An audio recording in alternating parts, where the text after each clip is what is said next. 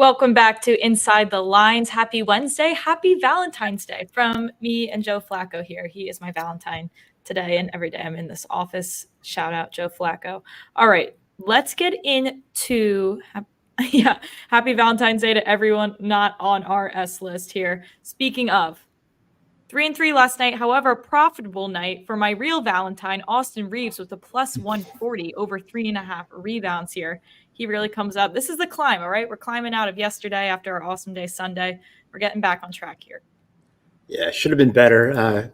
Chet was one basket away. He started slow, didn't have scoring, I think, his first quarter. Jaylen Brown did his best, took 6 threes, only made 1. But I'm going to give him a second chance today, tease. There you go. And then Simons, yeah, he was I couldn't stay up. I saw him I think he had like 18 in the first half, points and rebounds. And then woke up, he finished with 23. Only shot 6 for 19. So normal shooting night, we hit that. Right bet, just wrong execution. Again, not our fault, We give the great data. That's all we can do. All right, we're going to hit the entire NBA slate today. Definitely some wonky situations coming into the All-Star break, but Derek will be in the chat letting us know about some lineups there. Before we get into that, me and Jake have come across a very interesting stat here in college basketball, on top of the ones we talked about yesterday. University of Detroit over here, 0-26 this season against D1 teams. Now they go into tonight 5.5-point home favorites against Indiana University. What's the satellite campus? Indiana University, Purdue University, Indianapolis. I think. Wow. So, okay. Yeah. I'm not really sure how to attack this situation here. You're either going with the stats or you're going with fading the trends.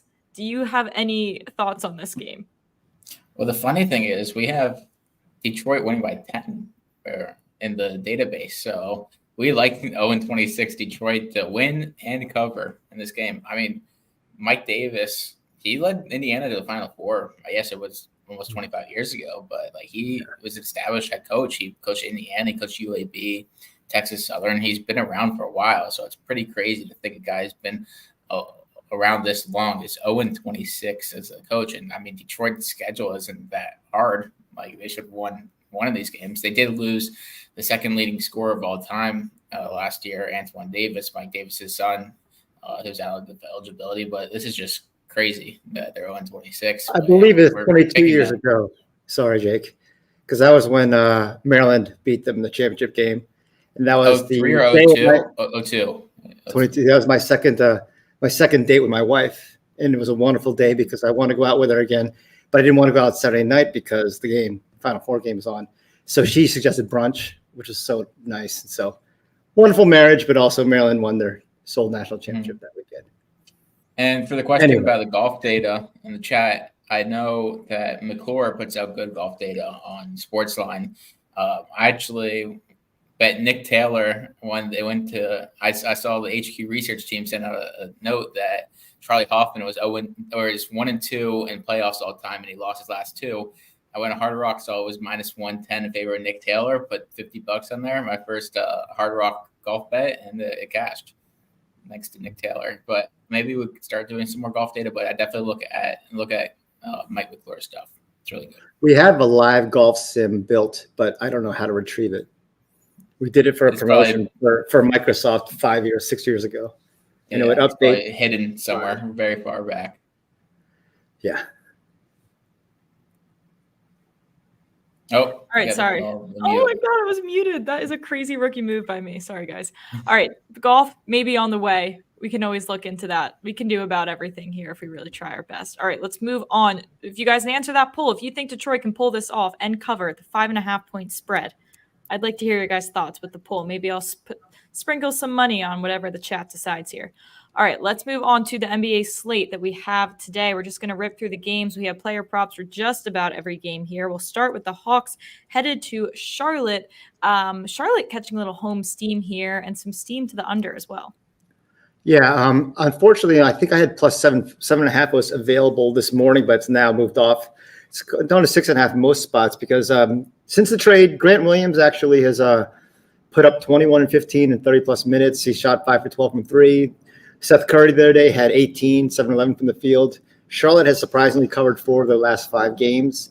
And Charlotte? statistically, they allow 36% 3-point shooting at home, which is a lot better than the 43% allowed on the road. So that's why the model is leaning strong towards Charlotte. Yeah, we like Charlotte to cover that number there. I know Jake also had a player prop here with Brandon Miller. Brandon Miller, if you go back to his last 6 games, he either finishes with 4 rebounds or 6 rebounds. But if you look into his college data, he averaged, I think, like 8.5 rebounds per game in his 1 year in Alabama. So you think he'd be a better rebounder in the pros with much more minutes, more shots. But he's been a pretty average rebounder, just averaging 4 per game. But we have him at 4.7 today. And you get over 4.5 at plus money, plus 116 on Bet Rivers. So I'm just hoping he finishes with 6 and not 4, because it seems like he either finishes with exactly 6 or exactly 4. I'm going to root for you on that one. I like our chances here. It's feeling like a 6 type of night. That's what I'm feeling. All right, let's move on to the Knicks headed to Orlando here. Orlando catching some steam. And again, a lot of steam to the under. What makes everyone love these unders? It's just not fun. Yeah, I'm not sure why. I mean, the Knicks obviously are a great defensive team, but they haven't been recently since the trade.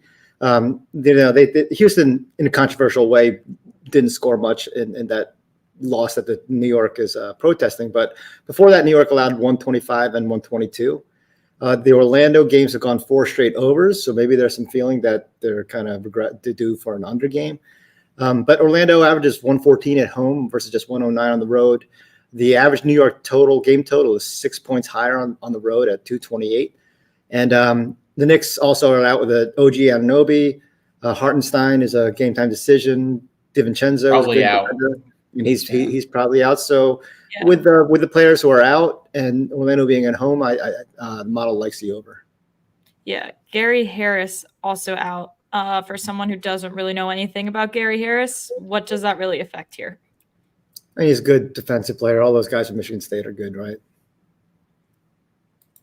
And but the line's probably up to 211, I think. So unfortunately, I'm lying when I say over 210 because it looks like 211 all the way to 211 and a half most spots. Mm-hmm. So we want to act now. Yeah. I see Josh asking about some college baseball. Certainly going to get into college baseball tomorrow. Will there be lines out for Friday games tomorrow, Jake? Their lines are out. There are 34 games out on DraftKings right now. Look at my Twitter. I think I posted like 6 or 7 plays, but we'll get into more futures plays tomorrow and some more plays. Maybe they'll have some over-unders as well. Okay. All right. Good to know. Yeah, we'll do a little season preview, but then definitely give some picks for the Friday show as well. All right, let's move on here to Miami, headed to the hometown, Philadelphia. I saw someone in the chat wanted to fade Tyrese Maxey. Now, usually I would block them and kick them out of this show. However, this actually might be a good call in this situation here. Nonetheless, what do you guys like? We like a slight over on his points rebounds and assists for Maxey, so all right. We wouldn't necessarily. My dog. All right, well, the pick I'm going with, though, is Bam Adebayo over 2.5 turnovers. Sort of like Jake's picks. A couple picks of mine are similar vein where it's like a 50-50 proposition, but plus money on the side that we're on. So I dub these as best model values, not necessarily rock solid, great model values. So Bam, he's with the injuries to Miami, most notably Jimmy Butler. The offense is running through Bam. He had a triple-double last night in a big win against Milwaukee, and he had 3 turnovers because the ball's in his hands more, and he's going back to his playmaking role, which he did a few years ago when he was a 5.5 assist type center. The line's down because his last 7 games he's only averaged 2.1. But the 16 games this year he played without Jimmy Butler, he averaged 2.6. So I see this as a real, true 55% chance of going over, and it's offering plus money. We'd love to see the plus money in this situation. Personal question about Caleb Martin. How did he perform? Was that yesterday we were talking about him? He had 2 points, so good thing we didn't recommend him. All right, maybe a buy low moment on our boy Caleb Martin because we do have value on him over. Yeah, it's last night it was Jovic, who was his second year I think this year, and he didn't play for a few weeks, and then he busted out with 30 points. He started the game super hot, so kind of tough to tell who's going to get that. I mean, I feel like if your name is Nikola Jovic, you have to play really well. Yeah. Yep. That's my play of the day now. Just decided Caleb Martin, buy low situation. I don't even know what his line is, but I'm hammering the over. Okay. I always was curious if it was a good or bad thing that my name's basically the same as the guy from Jackass. Steve-O. Yeah. All right, let's head over to Indiana. The Pacers headed to Toronto. Not much movement going on here in this game, but someone we like, RJ Barrett, we're fading. He's been with some issues of sorts, correct? Yeah, he's questionable in this game, so he's already banged up. But even with him being banged up, I like the under. We have him, I think, projected for around 30. He's not in the Knicks anymore, Steven. I know. Yeah, we have him for right around 30. But the 2 games since the trade deadline where Olynyk has played and a couple other guys have played, he's had like 22 and 21, and then he's banged up. So if he doesn't play, it's voided. If he does play, hopefully he only plays a couple, like 20 minutes or less, and they send him out because he's banged up. But he hasn't attempted that many shots as usual the last couple of games since all these players have been eligible after the trade deadline. So I like fading him here. Yeah, and Derek was saying, we were talking about this earlier today, is questionable for whatever personally kept him out of the game earlier. So does this get, I guess if he plays, I have a hard time believing he's going to go over this number, even if he does play, if he's for some reason not in the right headspace, for whatever reason that is. Let's go over to another player prop we have here. By the way, keeping tabs on this poll here, 55% say shut up, Kansas team is 0-21 versus D1 teams. So I should not be taking Detroit to cover the spread. Still don't know how I feel about that yet, but in case anyone was curious. All right, let's move on to Gary Trent Jr. First time listener on the show, Gary Trent Jr. over 1.5 made 3-pointers.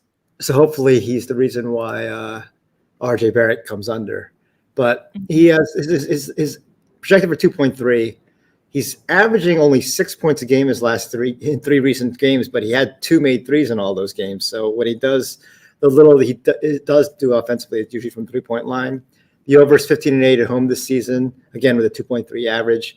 And overall, despite his recent games, the over is still on a 10-2 run. Indiana allows a pretty high 3-point percentage on the road, 38%. But they've played really well their last 2 games. I think it's at an unsustainable level, holding teams to 29 and 31%. Before that, it was 53 and 48. So it's kind of like this nice little, like they're due for a normal 40% allowed game. Yeah. Another question in the chat. Also, we have Keith, first time listener here. Love to hear it. Welcome to the crew. To sum it up for you, we basically have answers to everything you need on all your NBA props. We're here for the people to answer some questions, a little bit of sarcasm thrown in there, a little bit of bad dad jokes from Steven. Always a great place to be at 1 o'clock during the week. So with that, let's head over to some questions. Like I mentioned, a lot of people talking about Siakam in the chat here. Do we like him in the revenge game? I believe his point total 21.5. We have no value on points, rebounds, assists. We have exact same line as the 32.5 line. But we might have, I know you may not be able to see. I'm just popping up what we have is all of this various numbers. Let me see if I can make this bigger. Not that big, sorry. I think we have, looks like we like his assists more than anything. He was doing... Derek said he hasn't gone over 20 points in the last 3 games. So it looks like he's been doing a pretty good job with assists. And that had something to do, I thought, with when Halliburton was playing fewer minutes. But he had 4 his last game with Halliburton increasing his minutes to that 30 level. So that could be an interesting play at 3.5. Okay. I just know I was on over 3.5 against Golden State, and he had 2. So I'm not taking that. But I can see where there's value. List. He's on your ass list. All right. Well, another question about Podol. Do we like to fade him? Have you guys ever played the Wordle version of the NBA that's called the Wordle? Yeah. You would be really good at Wordle. We don't have any. We like unders for his points, rebounds, and assists. Could see maybe something with his blocks or something like that, maybe. But there's heavily juiced if it's over 1.5 blocks and steals, but we have him at projected for 2.1. Probably not worth it at almost Andrew's on the -200. fade train. He's Yeah. on the fade train Yeah. for Pirtle. Oh, in that case, yeah, we have a lot of unders for him. Yeah, Under in points, under, yeah. So, Fade yeah. Pirtle. All right, squad ride there. Mm-hmm. Let's move on to let's go to Brooklyn, headed to Boston. Boston 13-point home favorites here. Really not much steam or action going either way. But we're headed back to Jaylen Brown here. Maybe he can make up for it from last time. I figure you can't. I mean, this is a true test of whether you go on the list or not. But last night was all about Jason Tatum dominating. So these two teams played last night in Brooklyn. So there's kind of that weird quirkiness. I just think that Jaylen Brown's been struggling. He's put up 20 points as his high in his last 7 games. So I see this as an opportunity. They're heavily favored against Brooklyn at home. They should. I see this as a real opportunity to get him back right. Get him, especially from the perimeter, where he's trying. He's taken 14 threes over his last 2 games. So I see this as a game where Tatum gives Brown a chance to shine, get his confidence back up, from his shooting confidence back up in a game that they can kind of play around with and experiment without worrying too much about actually winning the game. Yeah, this is his redemption chance. If not, I mean, if we bet on him 2 nights in a row, the same prop, and it misses both times, we'll look like idiots. But if this hits, we're going to look so smart. Or there's no way he could lose 3 in a row. Exactly. And then it goes to 4 in a row. And I know what I'm doing next Thursday. This is true. To go back, just a quick question from Tay here, asking about Miami's team total set at 109. The model has it projected for 112. So we do have value a little bit on the over. But do you guys have any more comments be said about that? No, it's always a little weird that they're playing a back-to-back, but they were so good yesterday against Milwaukee. And I do like the fact that even with the injuries to Butler and Rozier, that they have 4 arguably high percentage 3-point shooters. So on a pure shooting percentage basis, which is so their defense may not be as good without Butler and other numbers, but in terms of ability, just putting the ball in the basket and 3-point percentage, you got Duncan Robinson, possibly. Jaquez shot pretty well as a rookie. Caleb Martin could bust out of having a 2-point game. Even Kevin Love could hit, and Jovic, what he did yesterday. So I like the fact that I like that pick. And it's hit over 109, has hit in all 3 back-to-back games that they played at home. I was just gonna ask. I feel like Miami was one of those teams that we were like, they'd play really well back-to-back, and like we still like overs consistently for them, no matter what the situation is. And Philly's gone through a stretch. Philly for the year is outstanding in 3-point percentage allowed, especially at home. But look at this recent stretch, obviously without Embiid to occupy a lot of the teams on the other end and tire them out. Teams have shot over 40%. This is 39%, all at Philadelphia. So every team, last 4 opponents in Philadelphia have shot really well from 3. Right. All right, good to know there. Let's move on to Chicago, headed to Cleveland. I really like the play you have here, Steven. But just in general, is Chicago one of those teams with a lot of injuries right now, or am I making that up? No, Zach LaVine, who is people consider their star player, is out, but there are other players who played kind of much better, and they've been playing much better without him, pretty much. Alex Cruz is a star player. Yeah, but like Dosunmu's been scoring well, and obviously Kobe White's been scoring well. So they're all, Vucevic, even though he didn't hit his 3 the other day for me, he's been playing well too. I like Cruz in this situation. The line is probably up to 16.5. Most spots, if not everywhere, unfortunately. It was 15.5 earlier in the day, so you probably want to get it before it moves up anymore. Oh my God, we're glitching. Jam, come on, man. I'm trying to get signed. Yeah. But yeah, even at 16.5, I like it. The model is all the way to 20.5 for Strus. I thought the line was fishy when it was only 15.5. He averaged significantly fewer minutes and had a reduced role in Miami last year, and he still averaged 16.5 points, rebounds, and assists last year. It's up to 21 as a Cavalier. The over is 38 and 14. When there's blowout wins, he plays 30 minutes. When there's close game, he plays 30 minutes. So And Chicago allows a much higher 3-point percentage on the road than they do at home. Yeah, this makes way too much sense to me. It almost scares me. Yeah. This line feels like it's based off, like you said, his Miami role last season, which was a lot smaller. But this 38-14 as a Cavalier, what are we doing here? Only minus 110? I'd take it at 16.5. Maybe I'm crazy. All right. Nonetheless. So he's had 3 of his last 6 games have been low, and so that's what it is. Oh, okay. A little buy low moment, but still a good run nonetheless. Let's move to, I see some questions about some games we'll also get to. A lot of questions about the Clippers game. We'll get there. But first, let's go to Houston, headed to Memphis here. Not a lot of movement going on. Slight steam to the under, but we like the Memphis money line here. What's our score projection? Yeah, it's not. I'm just the Memphis is terrible at home. Their record 5-20 with a negative 7-point differential, but their road record is pretty respectable, 13-16. So you know they're not as bad as that 5-20 record would indicate.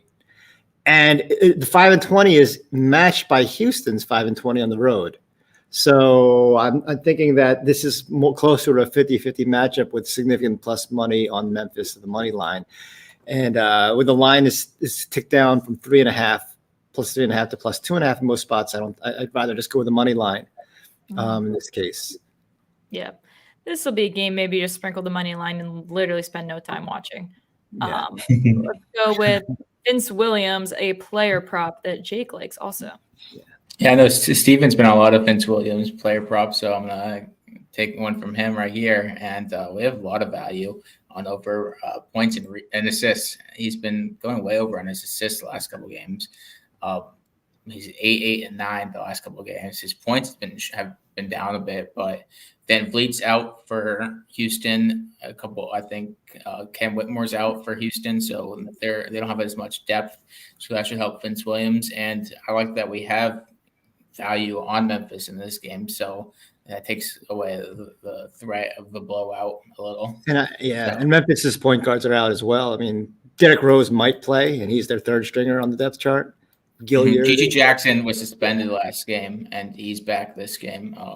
Was for breaking team rules, but he's also that could help with the assist for Vince Williams. But Gigi Jackson has been really shooting the ball well.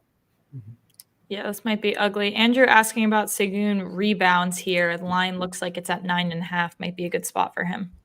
We do like the over there at 10.5, 10.7 rebounds, which is a pretty good value there. What was it called in elementary school where if you had the same thought of someone, you would do like a jinx? No, it'd be like brain. You know what? I'm just going to hold my breath and not embarrass myself. If anyone in the chat knows what I'm talking about, you just let me know. Okay, let's move on here. Washington headed to New Orleans. Can't be a pretty game either. Is Zion playing? Are we ever going to see Zion play basketball? It's a game time decision. Classic. Classic. All right, I unfortunately had him over on rebounds assists the other day, and he had 0 in the last 20 minutes. So it's like he wasn't playing. It's even more frustrating when he does play and he does nothing statistically. Mm-hmm. But I'm fading Brandon Ingram's hot assist streak. He averages a lot of assists. He's a 5.5 assist player, but recently he had some really big games with going back to mid-January, double-digit assists, 2 games in a row, and a couple 9s sprinkled in. But the model has it at 5.6, so the line is up because of his last 14 games. But in those 14 games where he's averaged 6.8 assists, the under is still 8-6. The under, more importantly, is 13-8 when the Pelicans are 7-point favorites or more. So if this game goes according to form where New Orleans is up big, then Brandon Ingram might not have to play, for the last quarter.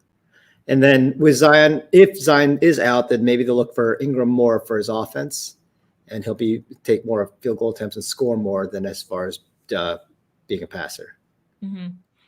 I saw another question for Big Cheesy from this game. Herbert Jones, his PRA set at 17.5. Maybe a good spot for him if Zion doesn't play either. Yeah, I guess that's Zion dependent because we have under with Zion in there. Mm-hmm.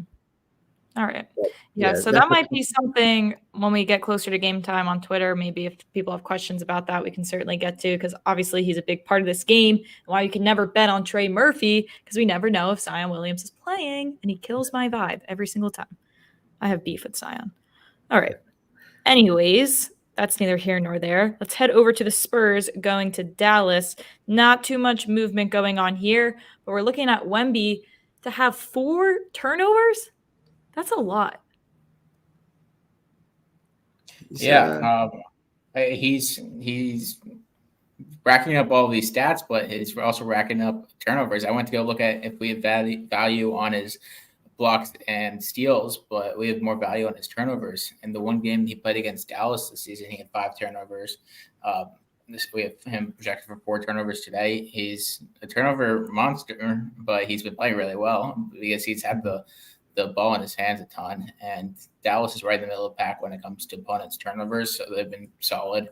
And he turns over the ball quite a bit because he has the ball in his hands, so they don't really have a true point guard.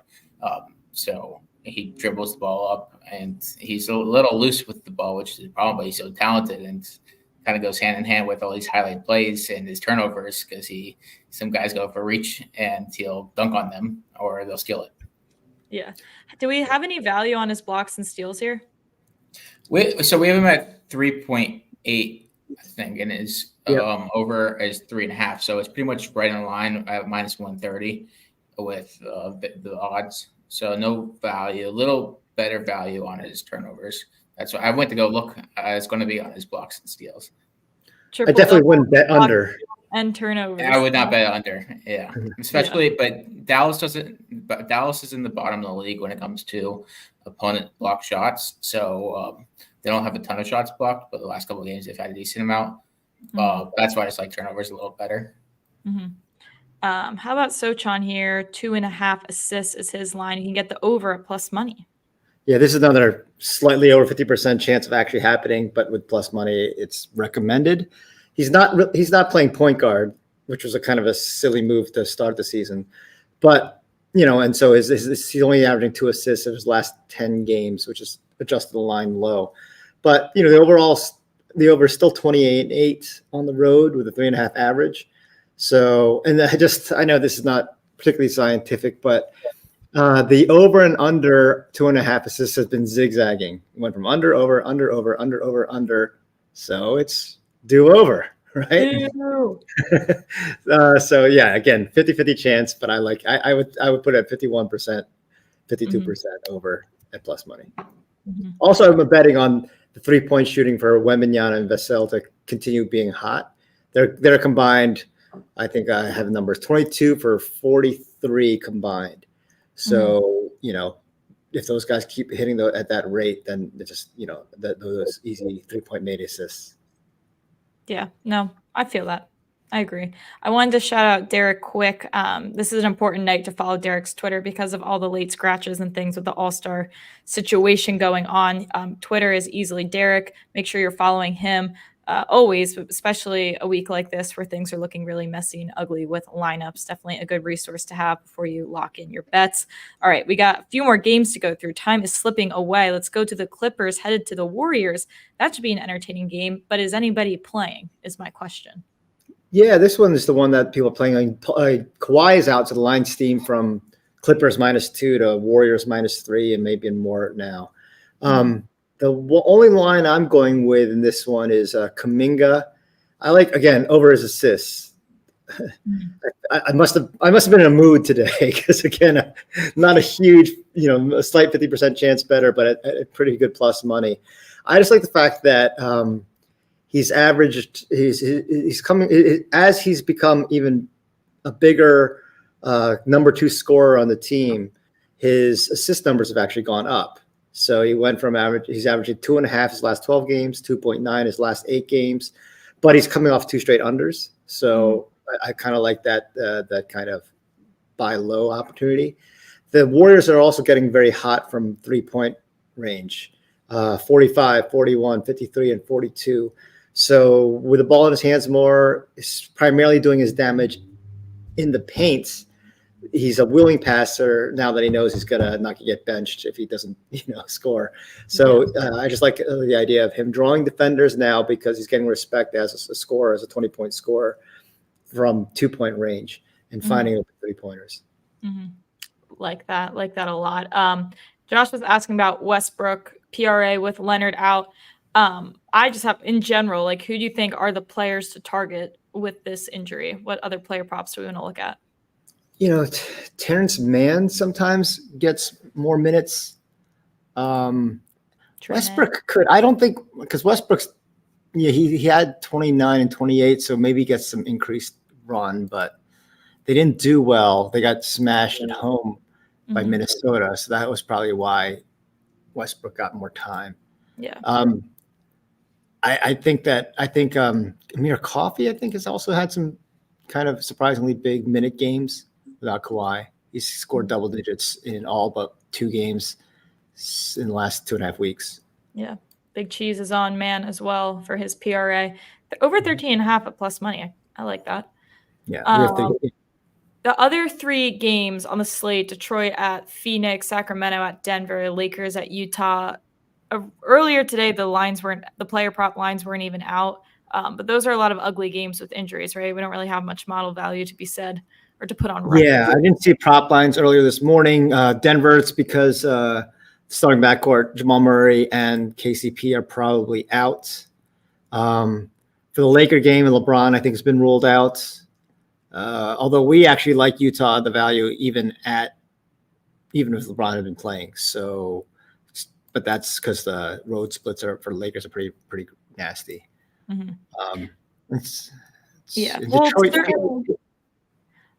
Sorry, I was just gonna say we have plenty of NBA props and we have a recap screen coming as well with those, but just not worth it. I am eager to see what Eric Gordon's made 3-pointer line is going to be.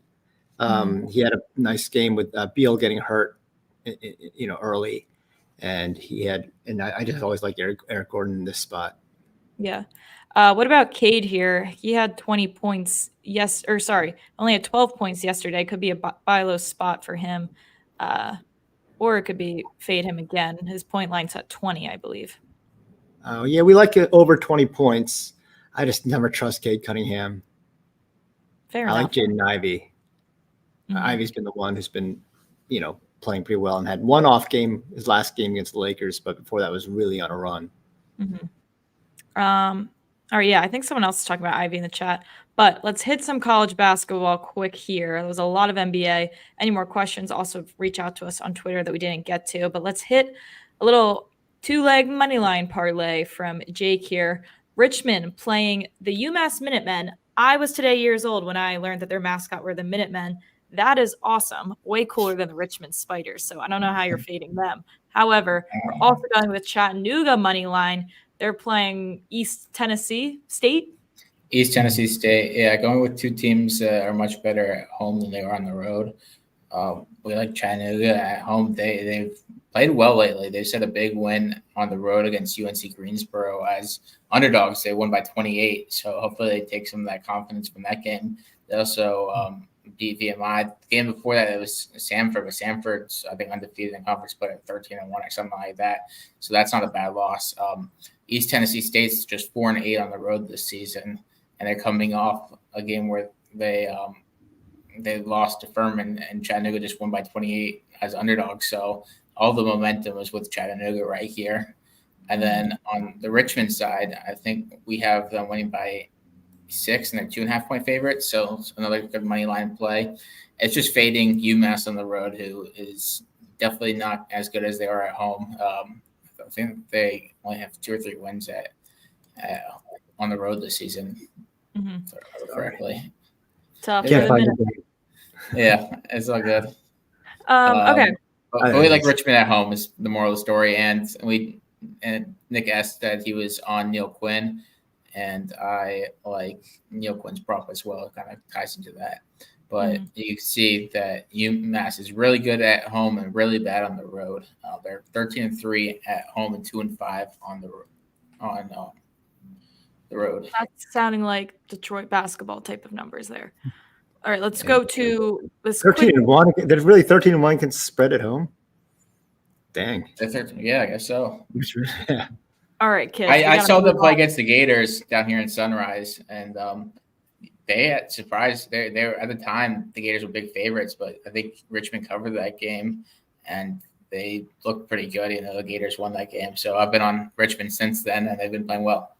We have given Richmond too much of our breath here. Okay, we do not need to talk about Richmond. We got to move on here. Come on, stay focused, boys. PJ Hall for Clemson playing the U tonight at home. 7.5-point home favorites here.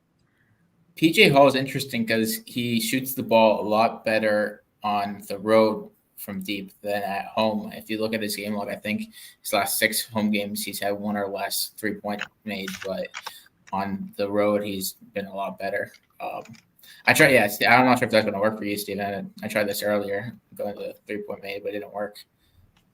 Really? Maybe even magic touch, but it wasn't working for me. Yeah. All right, I'll fix it. All right. But I think it's 6 in a row where he's gone under 1.5 3-point made at home, but he's much better shooting on the road. I think he's 0-3 in his career against Miami at home. All right, good stuff there. I'm going to pull up the recap screen here. Lots going on, lots of plays here for tonight. While I have this up, one question, Jake, if you want to answer about South Carolina, Auburn tonight. Any thoughts on this game? Yeah, this game's pretty interesting because South Carolina is the hottest team in the country, but they're 11.5-point underdogs against Auburn on the road here. We have really no value here. We have Auburn barely covering the 11.5-point spread. We have Auburn winning by 12. That's one of the things where the metrics love Auburn. They don't really like South Carolina. They're outside the top 25 in KenPom, even though they've been playing really well as of late. 11.5 is just a big spread, so I'd probably stay off both sides. But I'm excited to watch that game. All right. A lot that happened today. This was a very mentally taxing episode. Maybe that was just from my opinion, but wow, lots to go over.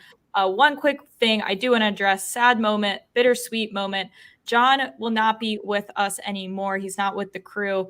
He will still be giving out baseball picks. I want to give out his Twitter too, because he is an awesome, awesome baseball capper and is always happy to answer people's questions. So he's going to kill it this baseball season. We want you guys to always still be following him on Twitter and keeping up with him. He's been a great part of the crew, so we wish him all the best. Tomorrow, me and Jake will be going over some college baseball previews, some picks for Friday for opening day for college baseball. Very exciting stuff. Jake will be the professional he is, and I'm just going to try to learn how to bet on college baseball. So that will be an interesting journey to follow as well. So with that said, good luck with all your bets tonight. Make sure you're following John on Twitter as well for his picks, and we will see you guys tomorrow for some college baseball.